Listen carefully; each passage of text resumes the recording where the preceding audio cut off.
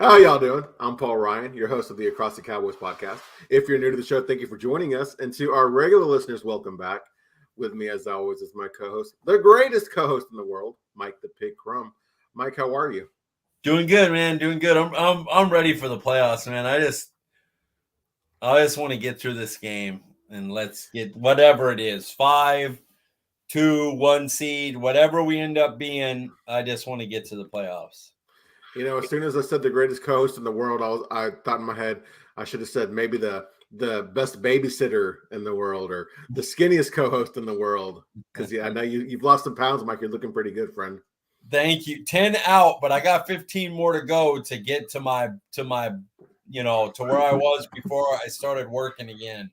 Yeah. And I set some new goals, and 2022 was not like I think I missed half the meatless Mondays. Like I was just like F it.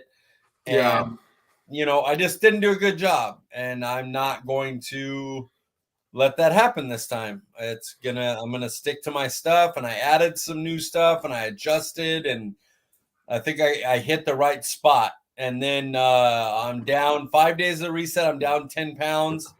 Like I told you, there was some other things that are involved in that, but yeah. But I'll take it. 10 pounds down, 15 more to go. Mike, this is let's see, I started on Sunday. I guess this is my 5th day without any caffeine, only drinking water. And I had my first caffeine headache today. It was pretty bad, but this was also the first day I didn't feel like I needed to take a nap in the afternoon. So it hasn't been too bad, man. It takes about 4 days, and then your body starts to like, okay, but by the 4th day, you start to adjust to it. I think the first 2 times I did my reset, I got like migraines. And now I don't even, knock on wood, I'm only on day 5. But now I don't get headaches. And that's no sugar, no dairy, no meat, no alcohol, no caffeine. What else? No flour. I mean, none of it. And so it's the food's really, really good, but it's limited what you can have and no snacks. And like these are my snacks. I'll show you guys. I'll give you banana chips. I love banana chips, dude. Dehydrated banana. Well, the funny thing is I was always like, yeah, I don't need banana chips, but because I haven't had sugar or anything. Yeah. And these are sugar because right. When you dehydrate them, they get like you can taste the sugar, but it's like extra sweet because I can't have anything else. So I'm like, these are amazing. Yeah. What was more shocking your first time doing the reset, Mike? Like finding out how much of that stuff like dairy, flour, and sugar was in your diet, or seeing how good the food could be without all that stuff in it? Oh, okay, so we probably talked about it before, but yeah, probably so. Michael Simon's books here. Yes. I got them right here. Because I was going through what I want for breakfast, and I got to prep it tonight so that I can have it ready because I work. These 2 books, y'all, I know we're a Cowboys podcast. Michael Simon, this is the original. It's the second one. They are incredible. And they're really, I know I lose weight during them, and it's like a diet. But it's for inflammation. It basically clears out your thing. And then the rest of the book reintroduces like flour, reintroduces caffeine, does all that. And you find out what triggers. Like I know pizza triggers me. It makes me sick. It makes me feel bad. I still eat it because I love it. And he says the same thing about coffee. Coffee is one of his triggers, but he has to have it. So he just tries to do it in moderation. But going into it, I'm looking at it like today. I'll tell you this recipe that I had today. Bib lettuce, salad. The dressing is just olive oil and apple cider vinegar, salt and pepper. That's it. Okay. It has butternut squash, toasted walnuts, dried cherries, and green apples. That's it. Oh, man. Solid. And it's like, when I first read that, I was like, oh, God, I got to eat this. I eat that thing not on a reset. Yeah. I just eat it. And their mushroom risotto I had yesterday is my favorite recipe in the dish. And I I'll eat that any day. Now, a normal risotto, you would have butter and cheese because, but it tastes like risotto. He has this dairy-free Parmesan, which is raw cashews, nutritional yeast, salt, and garlic powder blended together. And it's a dairy-free Parmesan, and you finish the dish with that, and it like thickens it naturally, and it legitimately is like risotto. So I was really like shocked. Like I'd say 10 of those recipes from the reset I eat in my regular cooking. Just, oh yeah, I feel like having this because it's that good. Dude, that salad sounds like it would hit every sense. You know, it has all the flavors and textures and everything, dude. The dried cherries, the little bit Yeah. of, because it's 3 parts olive oil, 3 parts apple cider vinegar and salt and pepper for the dressing, and so it's 1-to-1. So it's a very vinegary dressing, which I don't mind. I like a little tang, but you need something to offset that. And and those sweet dried cherries. Oh, I mean, it is fantastic. The salad is so good, and that the apples are tart, and the butternut squash has some savory to it because you roast it beforehand. It's fantastic. I'll put a picture on Twitter of it today. I took a picture. It's on my Instagram and on my Snapchat, but I rarely put that. You know, Twitter's mostly for cowboy stuff. Right. All right. Before we get to our capital discussion, Mike, I did want to ask one more question about the reset and the weight loss and everything. I know you were working at Daphne's, and of course, the falafels kind of became your best friend, and that's what packed on some of the pounds. But do you think it's going to be easier for you? Of course, I know you're dedicated. You've got a different mindset, but is the food more tempting, or excuse me, is the food not as tempting at Wayback as the food at Daphne's was?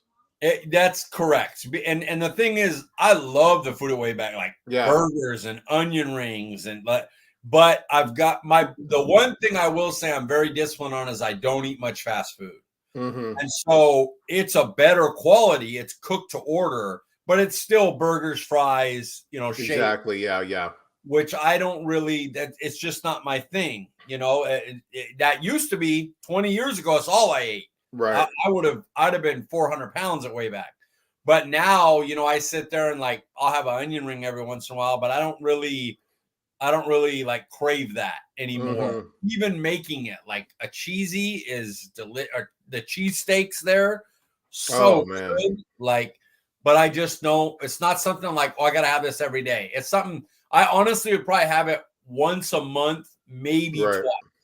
And it's because it's cheap. When you get down money wise, you know, if you have a Disneyland trip and Black Friday and you're running out of money and you're like, you know what? I could get this meal for $6. Let's just, you know, but otherwise, just not my thing. Where Daphne's had so many, the kebabs and the salads and the falafel and the spanakopita, like in the Euro, I could get something different every day and it was half off, you know? And so, yeah, the weight gain was really from Daphne's. And so now it's time. It's time to get, I've been saying this over a year, but it's time to get that weight off. And now it's coming. It's shedding. Yes, sir. Mike, I won't lie. It had been a while since I had an In-N-Out double animal style. I had one today, and boy, that boy hit so hard, dude. When I have fast food, other than Wayback now, when I have fast food though, it's In-N-Out. That is the only spot. In-N-Out is, and I never tried whatever the one is in Texas. Whataburger. Yeah, and I heard that's very good, and I'm sure it is. I don't have a dog in the fight because I haven't tried the other one, so I won't compare. But if people are like In-N-Out's trash and Whataburger is amazing, then Whataburger is the greatest burger that's ever been made. Like Bobby Flay's burgers would lose to Whataburger if it's that much better than In-N-Out, because In-N-Out's, I don't like their fries, but their burgers are legitimately incredible. Yeah, that is not a fast food burger in my opinion. I agree. Neither is Wayback. I don't believe Wayback is either, but it's still a fast food-esque, and so I rate it. All right, Mike, let's talk some football here. I'm sure to the audience that's still with us, looking at they this don't want matchup, to either. They don't. No, they probably don't, Mike. It's crazy how much is on the line for not just the Cowboys this week, but for a lot of teams in the NFL. It's a fun discussion, honestly, if we know when we get to that point. But I like this question here. Sam Howell was going to get the start for the Commanders. How difficult is it to face a quarterback when there's no film to study?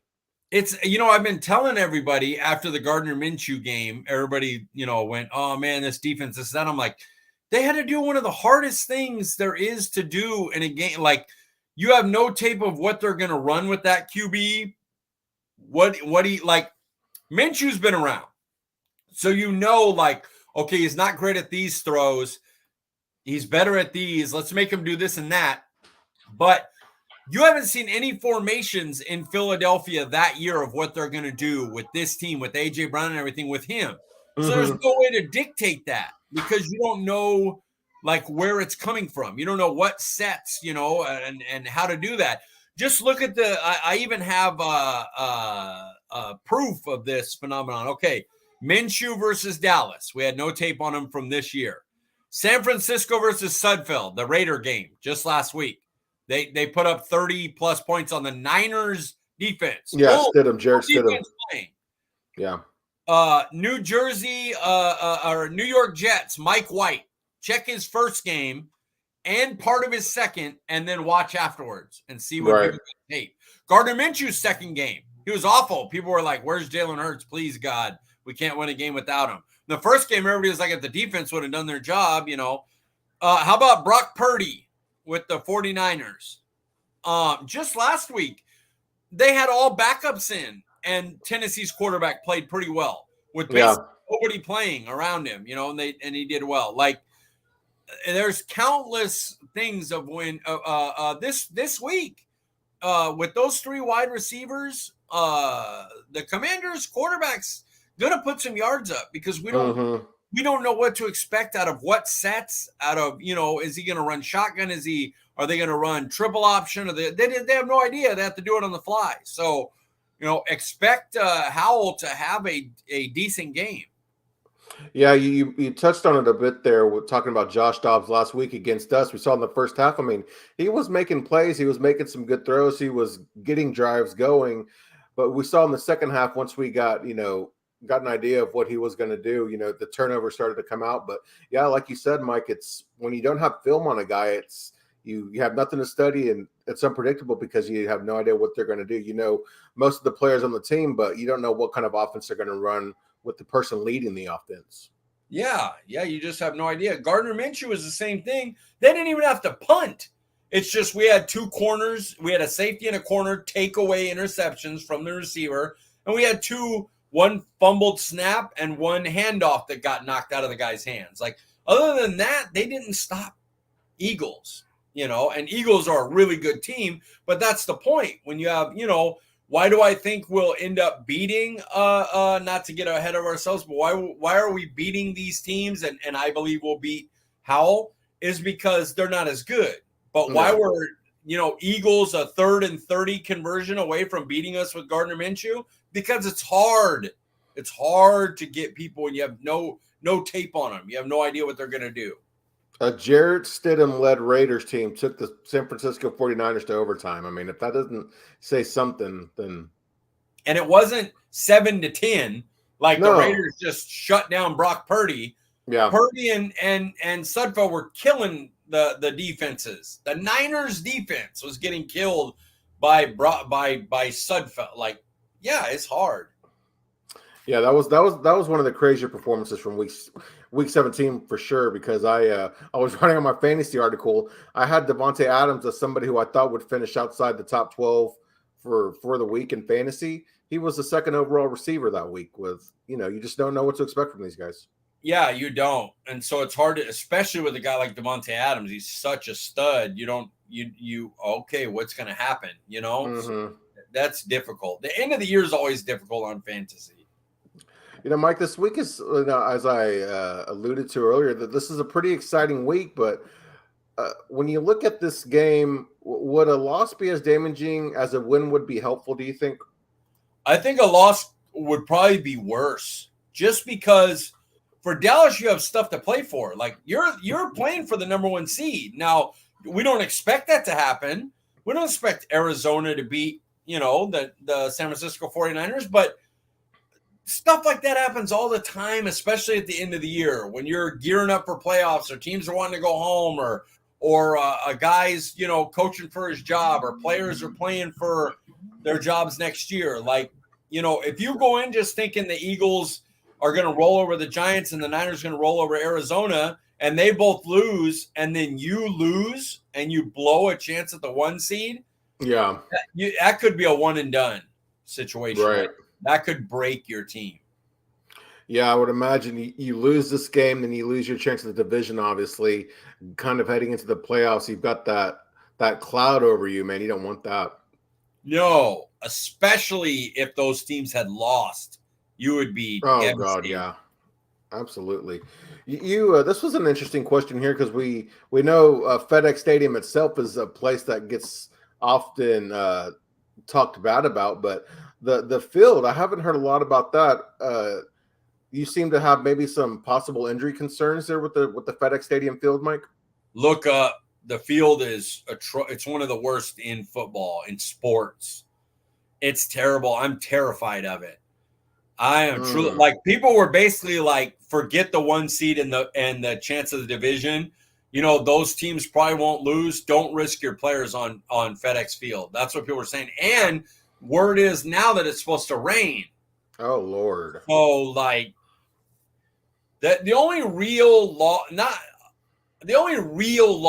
true loss that Dallas could have is a big injury to one of their, big, huge. Yeah, we don't want to say any names, obviously, but yeah, I know what you're saying. You know the three. There's 3 of them.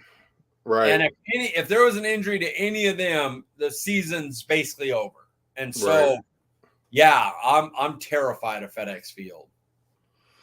Yeah, I mean, just with these 3 questions alone, Mike, it's, of course, I want to win the division, but I really think that Cooper Rush would be good enough to win on, to beat that Commanders team with Sam Howell starting at quarterback, especially with our defense. I just hate to risk anything like that, man. I know it's scary because, like, you're good enough to beat Sam Howell and the Commanders with Parsons and Tank and that defense playing, but then do you want to play Diggs, Parsons, Tank on that field either? So it was a bad last game, and I'm glad they don't have anything to play for, and I hope it ends up 21-0 in the first quarter, and we can just kind of after half maybe, be healthy and just get out of there, but you just don't know. You never know. I want to ask a question, Mike, but just because we're heading to the playoffs and everything, I don't want to put any bad juju out in the air, so I'm going to skip it. But I did have what I think to be an interesting question, but I'm going to skip it, man, just for the sake and for my mental well-being. Oh man, you're tortured everybody. Everybody wants to know now. You've tortured us all. I'm going to write it down and I'll ask it, when the season's said and done, if anybody still cares. All right, sounds good. So, looking at some matchups here, Mike, when you look at the Cowboys and Commanders, is it the Commanders receivers versus our cornerbacks or the Commanders defensive line versus our O-line that is a cause for concern to you? This would be a no-doubter D-line versus O-line if I knew Jonathan Allen was playing. Mm-hmm. As of right now, I'm not sure. I know Sweat started practicing again. Chase Young's a full. Deron Payne, I believe, is a full. And, of course, our boy Ridgeway will be playing. But I don't know about Allen. And without Allen, he's like the guy of the group, On the other end, you have our cornerback 2 and 3 versus Jahan Dotson and Curtis Samuel. Not great. That's not a great matchup. And I think it would depend on the quarterback. If the quarterback plays well, I'm worried about the wide receivers. If the quarterback plays like a rookie, I think I'm still worried about the D-line. So I'm kind of hedging my bet. I'll go D-line because it's not for sure that Allen's out, but it's close because we don't know who's going to play on the D-line. Right. I'll go with the D line as well, just because we don't know what we're going to see from Sam Howell. So if he's cheeks, then it doesn't matter how good McLaurin, or Dotson, or Samuel are. And Antonio Gibson, he goes on the IR. J.D. McKissick, I think, is still on the IR. Brian Robinson's not going to be playing, so they're going to have a Jonathan Williams is going to be their running back. I mean, their run game's already depleted too. I'm not really worried about their offense versus our defense this week. Yeah, I don't blame you. I the matchup receivers versus corners worries me a little, but like you said, the backup quarterback, that got to see what he can do first. But this is kind of a nice test to keep our O-line, mentally focused heading towards the playoffs, because we're going to play some tough D lines. Yeah, I agree. Yeah, that Tampa, Philly, San Francisco, even the Giants have a really good O-line. If somehow that turned around, yeah, there's some really good NFC defensive lines. Dude, Kayvon Thibodeau is looking like a monster, dude.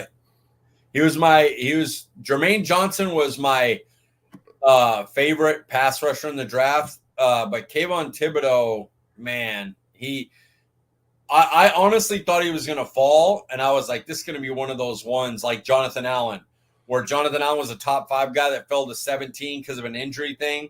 And it was like, Jesus, he's going to fall to somebody really good. Him and Azeez Ojulari are going to be a problem for a while. That's like that's their version of Tank and Gregory, dude.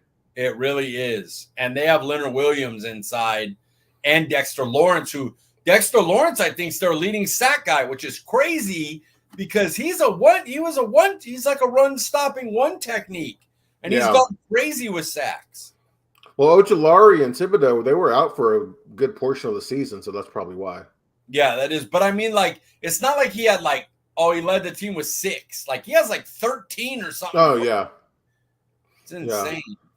And who was it that led him last year with who had a double-digit sack season? Was it I think it was Williams.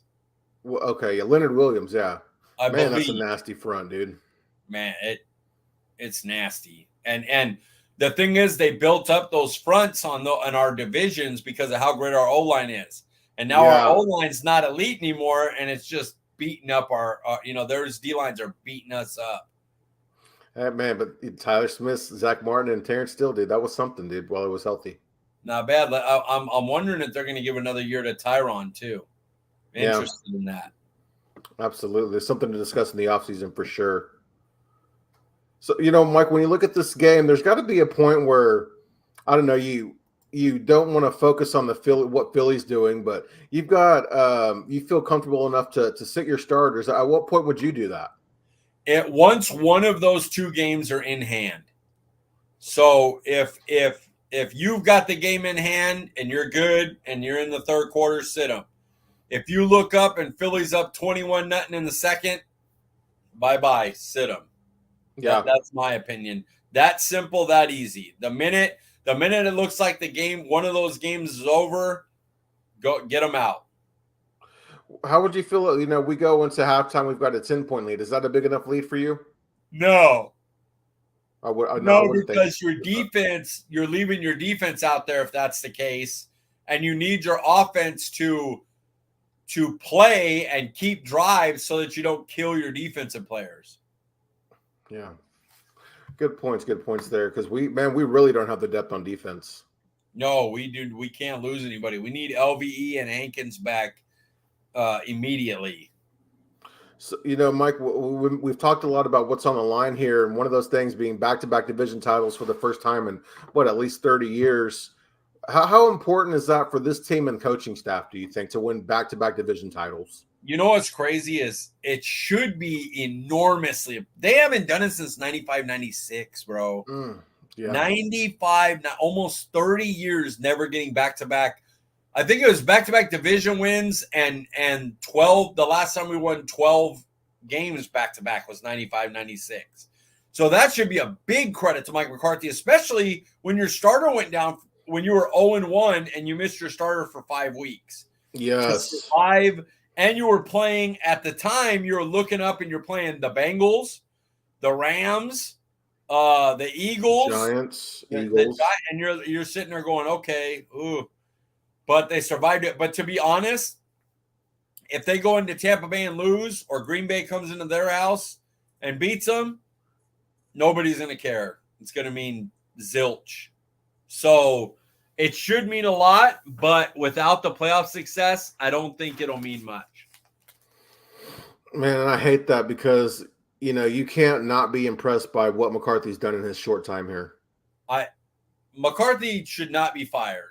I mean, I don't even, if they lost to Tampa, I don't see you firing McCarthy. I mean, like, you're not as good as, like, you have big pieces that make you 12 or 13 win team. You have the quarterback, you have Micah Parsons, you have Trayvon Diggs. Yeah, you have things that, like, okay, you could, work around that. But the way they had to makeshift this O-line and receiver core, the way they had to survive 5 games without Dak, the way they had to go with your second and third cornerback going down, it's been so impressive. But they probably get fired if they go out in the first round. It would not surprise me if Mike McCarthy was gone. I hate that, man, because even we're starting to see now that the penalties have gone downhill too. Knock on wood that doesn't change. But even those little things that were a big problem last year have been fixed. It's just really been a great year for this coaching staff. It really has. And even, like, people go, yeah, but the turnovers. I'm like, yeah, but half of those were his arm got hit, the receiver ran a wrong route, the ball bounced off him. Stuff that could happen to any quarterback. It wasn't like. There was plenty. Half of them were a wrong read or too aggressive of a throw into an area. But, if you say you take away all the ones that were just, you got hit on the arm or a wrong route or something like that, you're looking at an elite year from Dak Prescott. Oh, yeah. Yeah, absolutely. Looking at the players, Mike, is there a player, do you feel, that has the most to prove this weekend in the playoffs? I'm so interested in what your answer is, because for me, I mean, it has to be Dak, but it shouldn't. Does that make sense? It's kind of like the winning 12 games, 13 games, winning back-to-back divisions. Like, look at him. Look at the offense without him and then with him. Yeah, we went 4-1 because the defense was incredible, but the offense went from 26th, 27th in the league to the first.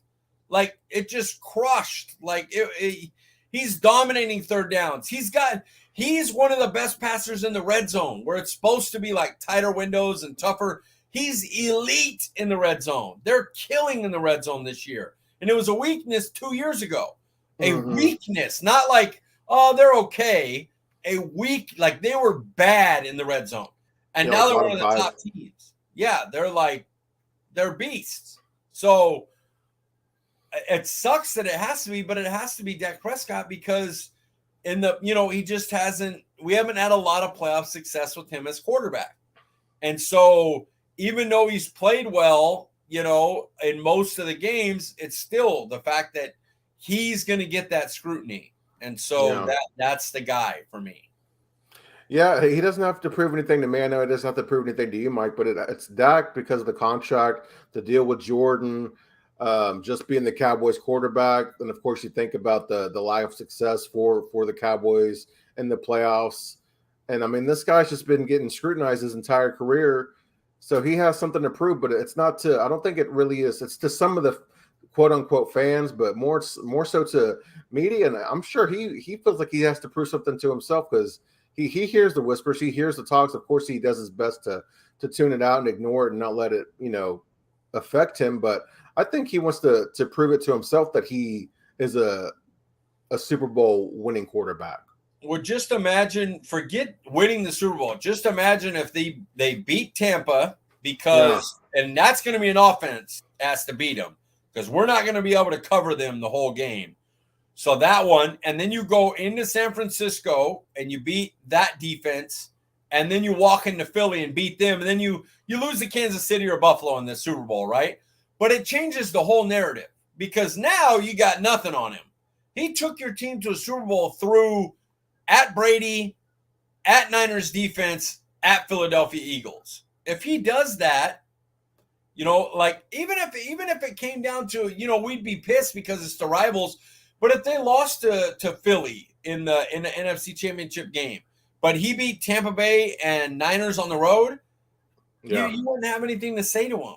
I mean, that would be it. He's got the stats.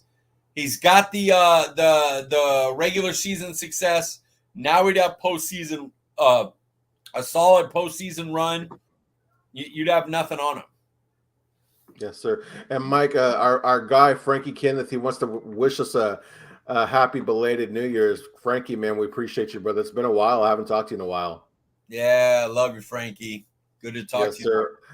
Our salary cap guy, man. I'm excited to have him back on to discuss the salary cap this offseason. And it is going to be interesting because that you look at Tyron Smith, Ezekiel Elliott, those two contracts, and then there's the whole Tony. Do you pay another running back, Tony Pollard? Do you bring back T.Y. Hilton? Do you pay Steele off his injury? How about Anthony Brown? He's got an Achilles. Anybody going to pay him? Do you cut Jordan Lewis? Are you cutting Jaron Kearse? I'm not. But if they go, hey, we got Mukwamu, we got Bell, we can save $5 million. We got to pay this and that and the other thing. It's going to be a really LVE has played his ass off. Like, you're not going to get him for the contract you got him this year. Do you bring him back? Will he take a 1-year deal? Because you're not going to need many years with Damone Clark coming. So Frankie's going to be a fun one to talk to this offseason. Yeah, it's interesting because let's say we do go to the Super Bowl or we have a nice playoff run. Some of those players, maybe like a Kearse, maybe an LVE, we're like, hey, we'll take smaller deals to be here. Anthony Brown, maybe a Jordan Lewis, or Ezekiel Elliott. You know what I mean? Kearse is signed up. Kearse is signed for another year. Yeah, thankfully. Yeah, that's huge. T.Y. Hilton, to me, if he'll take you can't pay him a ton, but if he'll take like a Randall Cobb type thing, I got to bring that guy back. I mean, Dak obviously loves him. And Dak, fully healthy, Gallup, and Lamb, Tolbert becomes like a, hey, man, and now you don't go into the draft going, all right, we need to get one in the top 2 rounds. Now you could look defensive tackle. You could look corner. You could look offensive line. Right. Just with a small move like T.Y. Hilton. Because if somebody gets hurt, now you're bringing up a Tolbert. You know what I mean? And it's like, okay, Tolbert, now it's time. Second year, it's time to put up or shut up, So, I'm excited to get to the offseason, but after a postseason run. And to have a mentor like T.Y. Hilton, he's had a successful career, but to have somebody like that to mentor a Jalen Tolbert, a Lamb. Yeah, I mean, even a Lamb. Yeah, Lamb too, Gallup, but also, God, who's the guy who took Simi Fehoko? You know what I mean? Like that kind of guy, he's great for the locker room, dude. Absolutely. I was worried about how his impact would be. I thought he would be like this in the playoffs. Like I was like, people are not going to expect it because he's not going to do anything early, but he's going to be huge in the playoffs. Shit, he came in 3rd and 30'd it in his friggin' first game.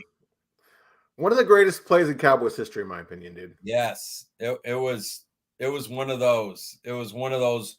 It'll be a highlight game forever. It'll be a game they play on the Dallas Cowboy channel. Remember the 3rd and 30 game. And our guy Frankie Kenneth taking some shots here in regards to the contracts. Yeah, lots of contract decisions are commonplace with this team. Oh yeah, I know. God, here we go. Get ready, Frankie. We're gonna have you on. So, Mike, looking at this game, what can this game give you headed to the playoffs? Confidence. Oh yeah, man. And in a lot of spots, the O-line. How's it play reshuffled? Because they say Tyler Biadasz shall be back, but will he? Are you sure about that? Are you sure he won't be back to the NFC title game if you get there? Will he need 3 weeks to get ready? There's some big boys going to be playing against. 80% ain't going to do it, isn't going to do it. So that, how about Hilton and Gallup playing big in this game? How enormous would that be if those two come to play like CeeDee Lamb, like you hope, and they really bring some, we better not try to double, triple team CeeDee Lamb because Michael Gallup and T.Y. Hilton are going to eat us up.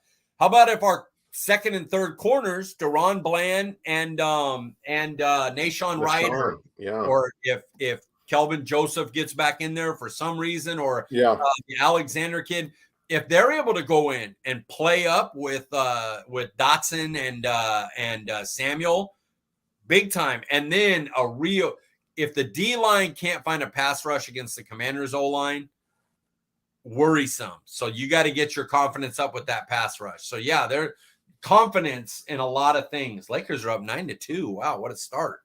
Hey, 7-point lead, baby. Who are they playing tonight?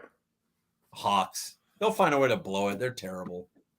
The Hawks have been kind of, I don't get to keep up much with the NBA. I'm actually in a fantasy NBA dynasty league, but even then, I don't really get to keep up too much with the standings in the NBA. But it sounds like the Hawks are considering trading Trae Young, kind of blowing it up because for whatever reason he might be asking to get traded. The Hawks aren't having the year that he thought they would after that trading for was it Dejounte Murray from the Spurs.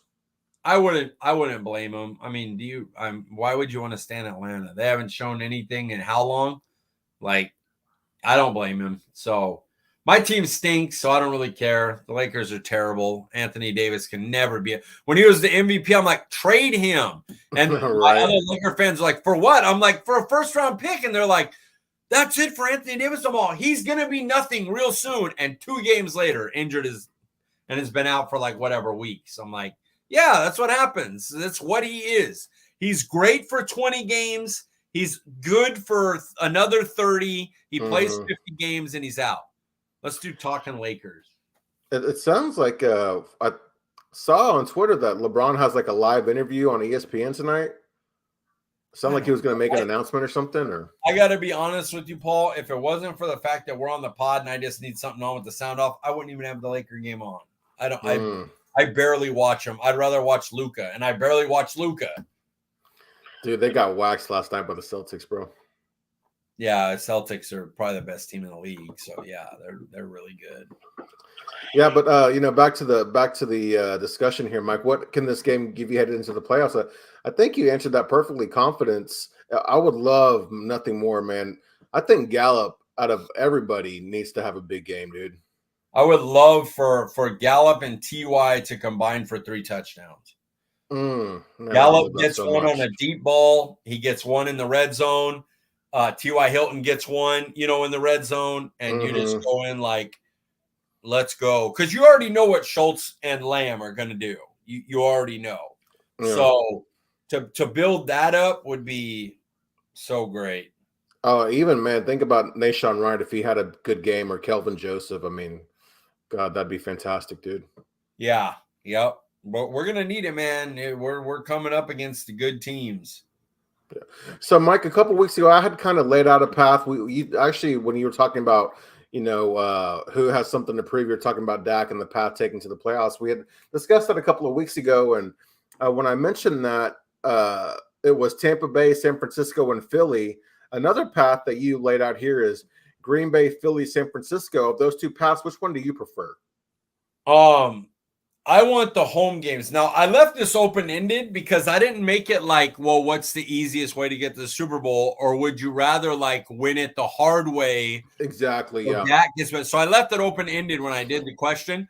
But for me, I don't care how, to be honest, I'd rather it be Seattle in the first round, Giants beat Minnesota, and Then Philly would come to you, maybe. I think Giants would go to there. And then Giants can upset the Niners, and we'll beat Philly in the second round, then go and play the Giants at home. Like, I want the easiest path possible. I'm trying to get to the Super Bowl. I haven't been there. But for me, I'd rather go Green Bay and Philly at home because since the Tampa game, we haven't lost at home since the first game of the year. And we almost waxed Green Bay at their house. We blew that game in their house. God. Where they were desperate to win. And we were just kind of another game. It was off the bye. You wanted to win from McCarthy, but we were solid in the playoffs. Our record was really good. We were right there with Philly. We had survived Cooper Rush, and then Philly coming to our house doesn't scare me at all. We put up 30 points a game. Our defense should be good enough to handle them. We beat them a couple weeks ago with a guy we had no tape on. Jalen Hurts, we've already seen this year. We have tons of tape on him from this year.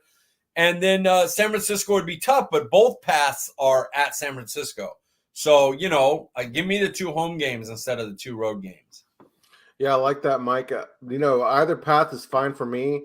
I'm going to go with the Green Bay path. Reason being is we know the history between Dak Prescott and the Green Bay Packers and Aaron Rodgers. I'd love for him to beat Aaron Rodgers in the playoffs, kind of get that monkey off his back. Then I'd love for him to beat Philly. He had to deal with the who was better, Carson Wentz, Dak Prescott conversation. Now it's people are saying Jalen Hurts is better than Dak Prescott. I'd love for him to end that conversation. And then you go to San Francisco. I mean, they've got the iconic history, just Dallas and San Francisco. It'd be cool for him to be able to kind of etch his name in that part of history, as a Cowboy. And with what they did to us last year, where the game ended up close, but it was close to Kyle Shanahan, kind of pussied out. They punked us, really. So it'd be like a nice revenge game to get back. Yeah, his revenge tour, dude. Would be nice. Man, that would be great, man. Can we just win the first one? Just win the first one, and then we'll exhale and go, okay, now can we go on a run? Or was it, you won one, good for you, and now you did better than last year, but next year, or can we go on a run? But I just don't want to lose that first game. Who do you think would be more inclined to exhale after a playoff win, though? The players or the coaching staff? I don't see Dan Quinn as been to 2 Super Bowls, won one as a coordinator and head coach. Mike McCarthy's been to a billion NFC championship games, won a Super Bowl. I don't see them really exhaling. I think no matter what happens the rest of this year, I think both of those guys have jobs somewhere going forward. Somebody will hire both of them. Mike McCarthy had 2 straight 12-win seasons with us, and so I don't think I think the players would, because Dak, Zeke, Tyron, Zach Martin, all the veterans that have been here a while that tank, that haven't seen real playoff success, I think they would be like, okay, like if they beat the Bucks, finally beat Tom Brady, you'd be like all right, now let's go. Okay, we've done that. We've done the thing. Now let's try to go on a run. Yeah. Well, Mike, that's a perfect way to end it. So this conversation turned out better than I thought it would be. I was kind of tired, and I was like, man, I wasn't excited for this game, but man, now I'm feeling refreshed, as I always do. We started out with food, man. Hey, that's I think that is the secret, dude. Honestly, we both love food. Let's just be honest. We love food. Get these books. Anybody who listens to the show knows that.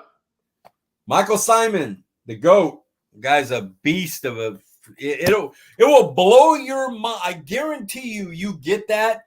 You will message me on Twitter like, how the hell did this guy make that food so good with no sugar, no flour, no dairy, there's a recipe in there with mashed potatoes that's made with olive oil, so no butter or anything, no milk. It's olive oil and the cooking liquid from the potatoes to make it your consistency, and it's amazing. Wow, man. I couldn't recommend a book more than those 2 cookbooks, and I mean any book. Forget just cookbooks. They're incredible. If you want to learn how to cook, it's awesome. Just get that, guys. Fix it with food. I'll have to check that out, Mike. Well, Mike, like I was saying, man, I really enjoyed the discussion tonight. Before we get you out of here, remind the people they can find you on Twitter. Letter C, letter D, Piglet, at CD Piglet. Nice and easy. Want to shout out to Frankie Kenneth, man. Thanks for stopping by the show. We appreciate you, man. It's always love. Let's go into the playoffs, man. Let's win this Week 18 game. Guys, I'm Paul Ryan. You can find me on Twitter at Paul_Ryan15. We appreciate you joining us, and we'll see you guys next week.